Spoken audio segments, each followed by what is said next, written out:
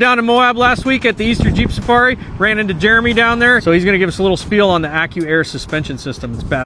Tell me exactly what's the difference between a regular suspension and an AccuAir suspension. Sure, yeah, you betcha. It doesn't use air pressure. It works off of the height sensors. Nice. So if you put some gear in the back or you hook up a trailer, you're not going to have that squat.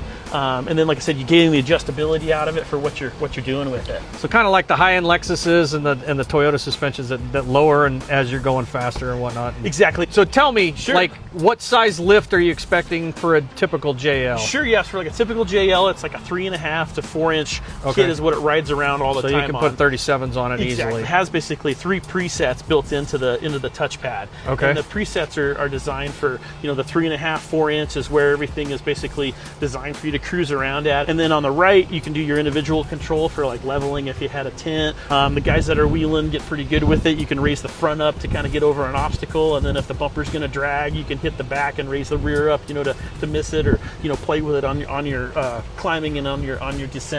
So guys are getting pretty fancy with it. Awesome. Yeah, it's pretty sweet. We'll push it up to 3. Let's see what it looks like. Yeah, totally. So right now it's on 2. It's basically on like the cruise around everyday setting.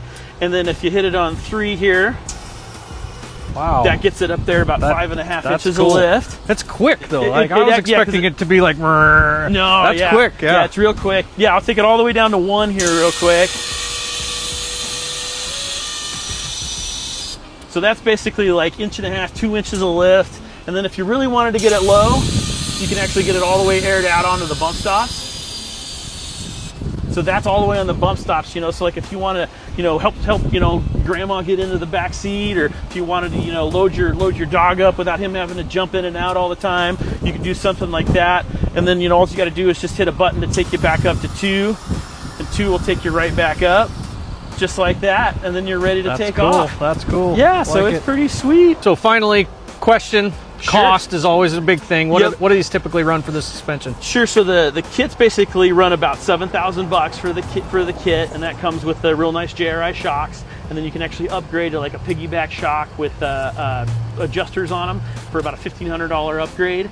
And then we definitely recommend that a very qualified, super good shop does the install for you. Like I said, the kit is bolt-on, but there is some wiring and some plumbing involved, so you can follow the instructions, but these guys know what's up, they know what to do, and then you don't have to worry about it. You let those guys put it all together, get it dialed in, and then you can just drive away in style. Nice.